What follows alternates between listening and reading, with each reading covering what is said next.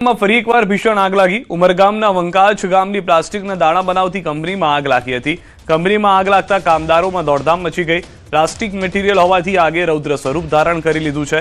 ઉમરગામ, સરીગામ અને વાપી ફાયરની ટીમો ઘટના સ્થળે હાલમાં પાણીનો મારો ચલાવી આગ પર કાબુ મેળવવાના પ્રયત્નો હાથ ધરાયા છે। પ્લાસ્ટિકના દાણામાં લાગેલી આગને બુઝાવવા ફાયરની ટીમોએ જાહેર કર્યો છે મેજર કોલ। તો દ્રશ્યો આપ જોઈ રહ્યા છો, આખું ગોડાઉન જાણે ભસ્મીભૂત થઈ ગયું હોય તેવા દ્રશ્યો જોવા મળી રહ્યા છે। આસપાસથી લોકોને પહેલાથી જ ખસેડી દેવામાં આવ્યા હતા। સદનસીબે કોઈ પણ વ્યક્તિના જીવ ગયા હોવાના સમાચાર નથી, પરંતુ અહીંયા આગળ પરિસ્થિતિ એ છે કે આખું ગોડાઉન જે છે તે હવે ખાખ થઈ ગયું છે। ઇન્ડસ્ટ્રીયલ એરિયા હોવાને કારણે કોઈ નજીકમાં આવેલા રહીશી વિસ્તાર પણ નથી, જેના કારણે પણ જોખમ ઘટી ગયું છે, પરંતુ મેજર કોલ જાહેર કરવામાં આવ્યો। વધુ માહિતી ન્યૂઝ 18 સંવાદદાતા ભરત પાસેથી મેળવીશું। ભરત, હાલમાં આગને લઈને શું પરિસ્થિતિ છે, કાબુ મેળવવાના પ્રયાસ ચાલી રહ્યા છે ત્યારે? જી બિલકુલ, શરૂઆતથી જ ઘટનાને ગંભીરતાથી લઈ ફાયર બ્રિગેડ દ્વારા, ફાયર વિભાગ દ્વારા છે મેજર કોલ જાહેર કરવામાં આવ્યો હતો અને ત્યારબાદ ઉમરગામ, સરીગામ, વાપી જીઆઈડીસી, વાપી ટાઉન, દમણ, સેલવાસ અને છેક વલસાડ સુધીના ફાયર બ્રિગેડની ટીમોને તાત્કાલિક સ્થળ પર બોલાવવામાં આવી હતી। અત્યારે ઘટના સ્થળ પર 10 ટીમો છે એ અત્યારે આગ પર કાબુ મેળવવાના પ્રયાસો કરી રહી છે। લાંબા સમયથી, કલાકોથી આ ફાયર બ્રિગેડની ટીમો પ્રયાસ કરી રહી હોવાથી હવે સફળતા મળી રહી છે અને આગ પર કાબુ મેળવવાની શરૂઆત થઈ છે। અત્યારે ઘટનાને લઈ અને વહીવટી તંત્રની ટીમ પણ સ્થળ પર છે। જોકે હજુ સુધી જાનહાની કે ઈજાના કોઈ અહેવાલ નથી, પરંતુ ઘટનાને ગંભીરતાથી જોતા જે તે આખી કંપનીમાં આગની જ્વાળાઓમાં લપેટાઈ ગઈ તે એને કારણે છે અત્યારે મોટા નુકસાનની ભીતિ સેવાઈ રહી। આભાર સમગ્ર માહિતી બદલ। સમાચાર, વડદલા ગામે ગાંજાની ખેતી ઝડપાઈ છે। ખેતરમાં હાલમાં મુખ્યમંત્રી સંબોધન કરી રહ્યા છે, સીધા ત્યાં જઈએ। છોકરાઓને એટલી ખબર પડી ગઈ કે હવે પૂરું થવાનું।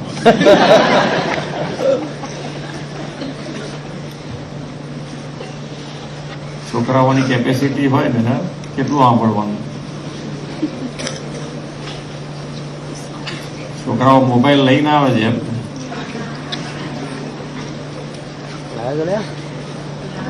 સ્કૂલમાં એલાવ, અંદર ક્લાસમાં એલાવ કરો છો તમે? હા કે ના? બહાર મૂકવાનો કે હંતાડીને પાછો લઈ જવાનો? એકાદ જણ લઈ આવે તો ચાલે ભાઈ, આપણે બધાને રીલ જોવા।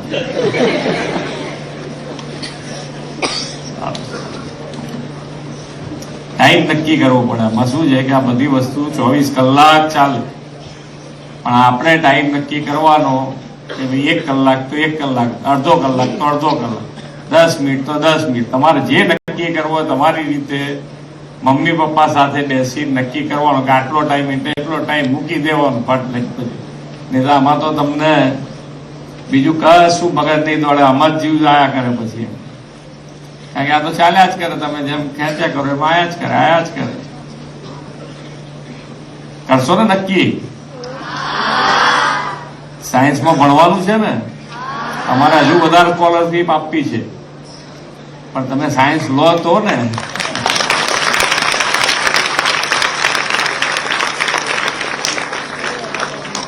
નમો લક્ષ્મી, નમો સરસ્વતી વિજ્ઞાન સાધના, મુખ્યમંત્રી જ્ઞાન સાધના મેરિટ સ્કોલરશીપ અને મુખ્યમંત્રી જ્ઞાન સેતુ મેરિટ સ્કોલરશીપ યોજના અંતર્ગત શિષ્યવૃત્તિ વિતરણ કાર્યક્રમમાં આપણી સૌની સાથે મંચ ઉપર ઉપસ્થિત મારા સાથી નાયબ મુખ્યમંત્રી શ્રી હર્ષભાઈ સંઘવી, મારા સાથી મંત્રી ડોક્ટર પ્રદ્યુમનભાઈ વાંઝા, શ્રીમતી રીવાબા જાડેજા, ગાંધીનગર જિલ્લા પંચાયતના પ્રમુખ શ્રીમતી શિલ્પાબેન પટેલ, ગાંધીનગરના મેયર શ્રીમતી મીરાબેન પટેલ, ગાંધીનગર શહેર ભાજપ પ્રમુખ શ્રી આશીષભાઈ દવે, શિક્ષણ વિભાગના અગ્ર સચિવ શ્રી મુકેશ કુમાર, શિક્ષણ વિભાગના નિયામક શ્રી પી.આર. રાણા, આમંત્રિત સર્વે મહાનુભાવો, સૌ શિક્ષકગણ, સૌ વાલા વિદ્યાર્થીઓ, પ્રેસ મીડિયાના મિત્રો, સૌને મારા નમસ્કાર। વિશ્વ નેતા અને દેશના યશસ્વી વડાપ્રધાન શ્રી નરેન્દ્રભાઈ મોદીએ બેટી પઢાઓ અભિયાનથી દેશમાં દીકરીઓના ભણતરને ખૂબ મોટો વેગ આપ્યો છે। મોદી સાહેબે ગુજરાતમાં તેમના મુખ્યમંત્રી કાર્યકાળ દરમિયાન રાજ્યની દીકરીઓના અભ્યાસ માટે પરિશ્રમની પરાકાષ્ઠા સર્જી હતી. 2001માં ગુજરાતનું સેવા દાયિત્વ તેમણે સંભાળ્યું ત્યારે અનેક સમસ્યાઓ હતી. દીકરીઓનું શાળા છોડી જવું તે સમયે ખૂબ વધારે હતું અને કન્યા સાક્ષરતા પણ ખૂબ ઓછી હતી. તેમણે કન્યા કેળવણી શાળા પ્રવેશોત્સવ કાર્યક્રમ શરૂ કર્યો. તેઓ ગામે ગામ જઈને દીકરીઓના ભણતર માટે પરિવાર પાસે ભિક્ષા માંગતા. કોઈ રાજ્યના મુખ્યમંત્રી પોતે ગામે ગામ જઈને દીકરીઓના ભણતર માટેનો સેવા યજ્ઞ ઉપાડે તેનો દાખલો મોદી સાહેબે દેશમાં બેસાડ્યો. એટલું જ નહીં, મુખ્યમંત્રી તરીકે તેમણે મળતી ભેટ સોગાદોની હરાજી કરીને એની જે રકમ આવે તે કન્યા કેળવણી માટે આપવાની નવી પરંપરા ઊભી કરી. આ બધાના પરિણામે લોકોમાં પણ દીકરીઓને શાળાએ મોકલવાની જાગૃતતા વધી.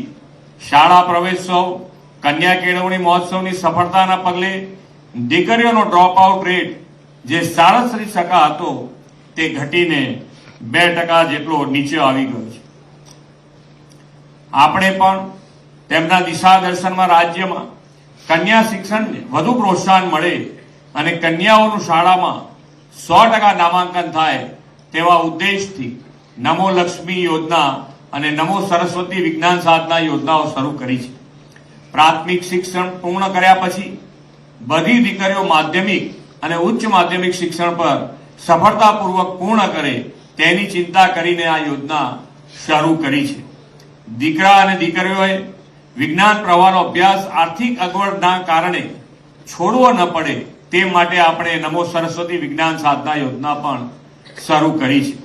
દીકરીઓને તો નમો લક્ષ્મી અને નમો સરસ્વતી વિજ્ઞાન સાધના યોજનાનો બેવડો લાભ મળે છે. આપણે યોજનાના લાભ સીધા જ તેમના ખાતામાં મળે અને સેચ્યુરેશન લેવલ સિદ્ધ થાય તેવો ટ્રાન્સપરન્ટ અભિગમ અપનાવ્યો છે. આદરણીય શ્રી નરેન્દ્રભાઈ મોદીના નેતૃત્વ અને માર્ગદર્શનમાં છેલ્લા 2.5 દાયકામાં રાજ્યમાં શિક્ષણ ક્ષેત્રે ખૂબ મોટો બદલાવ આવ્યો છે. એક સમયે ગામમાં વિજ્ઞાન પ્રવાહની શાળાઓની સંખ્યા નહીવત હતી. આજે વિજ્ઞાન પ્રવાહની 2834 શાળાઓ થઈ ગઈ છે. 2001માં 775 કોલેજો હતી. આજે ગુજરાતમાં 3200 થી વધુ કોલેજો વિદ્યાર્થીઓના ઘડતરનું કાર્ય કરી રહી છે. ધોરણ 12માં વિજ્ઞાન પ્રવાહ પછી એન્જિનિયરિંગમાં અભ્યાસ માટે જવું હોય તો માત્ર 139 કોલેજ હતી, જે આજે એન્જિનિયરિંગ કોલેજોની સંખ્યા પણ 288 પહોંચી છે.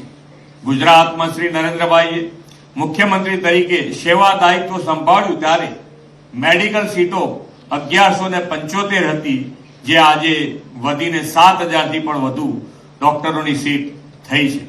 મેડિકલમાં અભ્યાસ કરતી દીકરીઓને આર્થિક મદદ મળે તે માટે મુખ્યમંત્રી કન્યા કેળવણી નિધિ યોજનામાંથી અત્યાર સુધીમાં રાજ્યની 24000થી વધુ દીકરીઓને સહાય આપવામાં આવી છે. કેજી થી પીજી સુધીનું શિક્ષણ આપણા બાળકોને સરળતાએ મળે તેવી વડાપ્રધાનશ્રીની નેમ આપણે પાર પાડી છે. એ દિશામાં આજે 13 લાખથી વધુ વિદ્યાર્થીઓને રૂપિયા 370 કરોડ ઉપરાંતની સહાય આપી છે. વડાપ્રધાન શ્રી મોદી સાહેબે વિકસિત ભારત, આત્મનિર્ભર ભારત 2047નો સંકલ્પ કર્યો છે. કોઈ પણ રાષ્ટ્ર કે રાજ્યના વિકાસનો પાયો શિક્ષણ છે. વિકસિત ગુજરાત, આત્મનિર્ભર ગુજરાતથી વિકસિત ભારત માટે આપણે વિદ્યાર્થીઓને જ્ઞાન સમૃદ્ધ કરવાની સામાજિક જવાબદારી નિભાવીએ. વિદ્યાર્થીઓમાં શિક્ષણ સાથે સ્વદેશી અભિમાન પણ જગાવીએ એ જ અપેક્ષા સાથે વિરમું છું. ભારત માતા કી જય. વંદે માતરમ. જય જય ગરવી. ખૂબ ખૂબ આભાર ગુજરાત રાજ્યના માનનીય મુખ્યમંત્રી શ્રીમાન ભૂપેન્દ્રભાઈ પટેલ સાહેબ, આપના માહિતીસભર ને ઉજાસભર સંબોધન માટે ફરી એકવાર તાળીઓની ગુંજ સાથે આભાર વ્યક્ત કરીએ છીએ.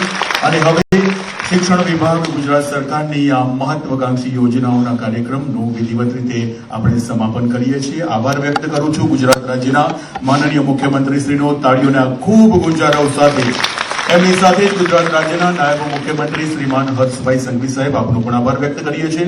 ડોક્ટર પ્રદ્યુમન વાજાસર, માનનીય મંત્રી શ્રી શિક્ષણ વિભાગ, સાથે જ શિક્ષણ રાજ્યમંત્રી શ્રીમતી રીવાબા જાડેજા આપનો પણ ખૂબ તાળીઓના ગણરાથી આભાર વ્યક્ત કરીએ છીએ. શ્રીમતી શિલ્પાબેન પટેલ, જિલ્લા પંચાયત પ્રમુખ શ્રી આપનો પણ આભાર વ્યક્ત કરીએ છીએ. જોરદાર તાળીઓનો ગુંજારો વ્યક્ત કરીએ. શ્રીમતી મીરાબેન પટેલ, મેયર શ્રી ગાંધીનગર મહાનગરપાલિકા. તો હાલમાં મુખ્યમંત્રીના હસ્તે આ યોજનાઓની શરૂઆત કરવામાં આવી. ખાસ કરીને શિષ્યવૃત્તિઓ કે જે વિદ્યાર્થીઓને મળી શકે, સીધો જ ફાયદો તેઓને મળે. સાથે શરૂઆત જ્યારે કરી તો તેઓએ વિદ્યાર્થીઓને ટકોર પણ કરી હતી કે એક માર્મિક ટકોર હતી કે જે મોબાઈલનો ઉપયોગ, જે સ્ક્રીન ટાઈમનો ઉપયોગ અત્યારના સૌથી વધારે ચર્ચાનો વિષય રહ્યો છે વિદ્યાર્થીઓનો. તેઓ ભલે મોબાઈલનો ઉપયોગ તમે કરો, પરંતુ તમારો એ નિયમ સેટ કરો કે રોજ 10 મિનિટ, અડધી કલાક કે કલાક, એનાથી વધુ સમય તમે મોબાઈલને ના આપો, જેથી આપ લોકો વધુ ભણી શકો અને આવી વધુ શિષ્યવૃત્તિઓ તમને ગુજરાત સરકાર તરફથી મળી શકે. આવી માર્મિક ટકોર સાથે તેઓએ પોતાના સંબોધનની શરૂઆત કરી હતી. તો ગાંધીનગરના ટાઉન હોલ ખાતે આ કાર્યક્રમનું આયોજન કરવામાં આવ્યું હતું, જેમાં મુખ્યમંત્રી, નાયબ મુખ્યમંત્રી, શિક્ષણ મંત્રી અને તમામ એ લોકો કે જેઓ લાભાર્થી છે એ વિદ્યાર્થીઓ પણ ત્યાં ઉપસ્થિત રહ્યા હતા.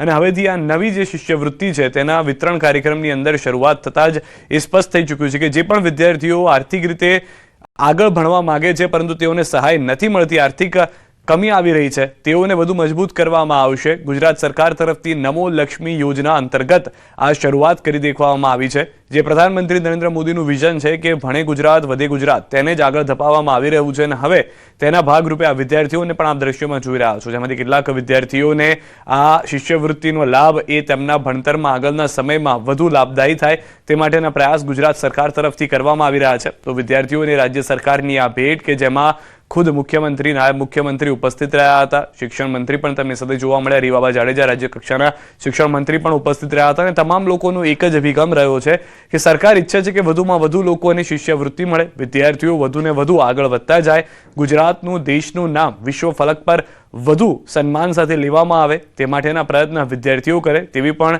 વાત મુખ્યમંત્રી તરફથી પોતાના સંબોધનમાં કરવામાં આવી હતી. અને સાથે સ્પષ્ટ કરી દીધું છે કે કોઈ પણ વ્યક્તિ જે આગળ, ખાસ કરીને વિદ્યાર્થીઓ કે જે આગળ ભણવા માગે છે, તેઓને આર્થિક કોઈ પણ સામનો ના કરવો પડે તકલીફનો, તેને ધ્યાનમાં રાખીને શિષ્યવૃત્તિ જાહેર કરવામાં આવી રહી છે. અને નમો લક્ષ્મી, નમો સરસ્વતી વિજ્ઞાન સાધના જેની શરૂઆત કરવામાં આવી અને તેના ખાતામાં રૂપિયા પણ આપી દેવામાં આવશે, જેથી વિદ્યાર્થીઓ તુરંત તે સહાય મેળવી, શિષ્યવૃત્તિ મેળવી આગળ જે પોતાનો અભ્યાસ છે તેને ધપાવી શકે. સાયન્સ સિટી રોડ નજીક ફ્લાઇટમાં આગનો બનાવ છે. પરિશ્રમ એલિગન્સમાં આગનો મેસેજ મળતા ફાયર બ્રિગેડ ઘટના સ્થળે. આગને પગલે લિફ્ટ બંધ પડી જતા સ્થાનિકો અટવાઈ ગયા હતા. ફાયરની ટીમે રેસ્ક્યુ સાથે આગ બુઝાવવાની કામગીરી શરૂ કરી છે. દ્રશ્યો આપ જોઈ રહ્યા છો. હાલમાં આગ જે છે તે લાગી અને તેને બુઝાવવા માટેના પ્રયાસ શરૂ કરવામાં આવ્યા. સાયન્સ સિટી રોડ નજીક ફ્લાઇટમાં આગ લાગી હોવાનો કોલ જેવો ફાયરની ટીમને મળ્યો હતો, ફાયરની ટીમ તુરંત ઘટના સ્થળે પહોંચી આગ બુઝાવવાના પ્રયત્ન શરૂ કર્યા. ફાયર સ્ટેશને ફોન કરી, મેં મારે ફાયર સ્ટેશને ફોન કરી, ફટાફટ આગ લાગી છે. એટલે બધા અમે જોયું ને ફાયર સ્ટેશન આવ્યું તો અમે જોયું કે અહીંયા બધા સળાઈ ગયા હતા, બધા અહીંયા બધા સળાઈ ગયા, પાછળ બધા સળાઈ ગયા હતા. એટલે અમે આખી ટીમ બધી ભેગી થઈને અમારી મેઘની ટીમ રહી અને બીજા બધા આજુબાજુ બધા ભેગા થઈને અમે જો આવ્યા અને પાછા અમે લોકોને 20 થી 30 જણા બચાવ્યા. કેટલા લોકો અંદર ફસાયા હતા? મિનિમમ 15 જણા પાછા હતા, 15-20 જણા. એટલે અમે આખા ભાઈ વસ્તુ એવું હતું કે અમે બચાવવાનું હતું કે આગ ભલે લાગે પણ વસ્તુ બચાવવાનું હતું લોકોનું.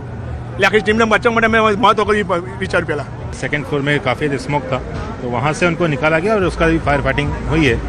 अभी स्मोक है वहाँ पे, मानस फंसे हुए नहीं है और अभी स्मोक निकालने की कार्रवाई और कूलिंग की एक्टिविटी भी चल रही है. सर ये आग कैसे लगी थी, कुछ बता सकते हैं आप? अभी बताना मुश्किल होगा क्योंकि जस्ट कामगिरी कंप्लीट हो जाए उसका हम बता पाएंगे कि कितने रूम इन्वॉल्व थे.